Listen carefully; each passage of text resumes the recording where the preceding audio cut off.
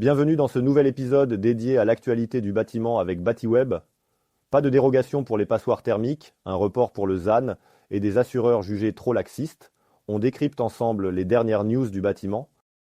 Pour commencer, pas de cadeau pour les passoires thermiques en copropriété. Les copropriétés qui espéraient une dérogation pour l'interdiction de louer des logements classés G à partir de 2025 vont être déçues. Malgré la complexité des travaux de rénovation en copropriété, nécessitant des votes, des financements et une gestion collective des chantiers, le ministre du Logement a confirmé qu'aucun assouplissement ne serait accordé. L'objectif reste clair, sortir les passoires thermiques du marché locatif et améliorer la performance énergétique du parc immobilier français. Problème, de nombreuses copropriétés dénoncent un manque de moyens et des délais trop courts pour mener à bien les travaux nécessaires. Un casse-tête qui risque d'entraîner une pénurie de logements locatifs, en particulier dans les grandes villes où le marché est déjà sous tension. La deuxième actualité du jour concerne le ZAN.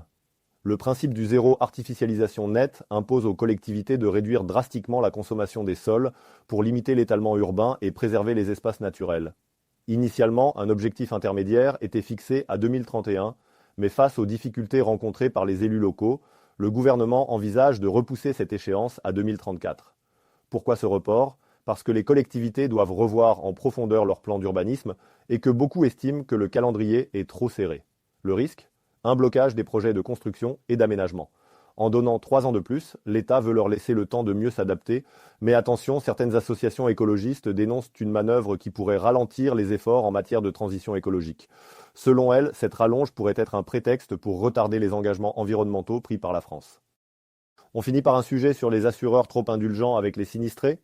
Un rapport de la Cour des comptes pointe du doigt la gestion des indemnisations des sinistres en France. Selon l'institution, les assureurs seraient trop généreux avec leurs clients, ce qui pourrait peser sur les finances publiques et entraîner une hausse des primes d'assurance.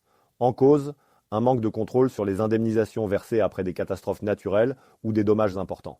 Les experts évaluent parfois les dégâts de manière trop souple, ce qui pousse à des indemnisations jugées excessives.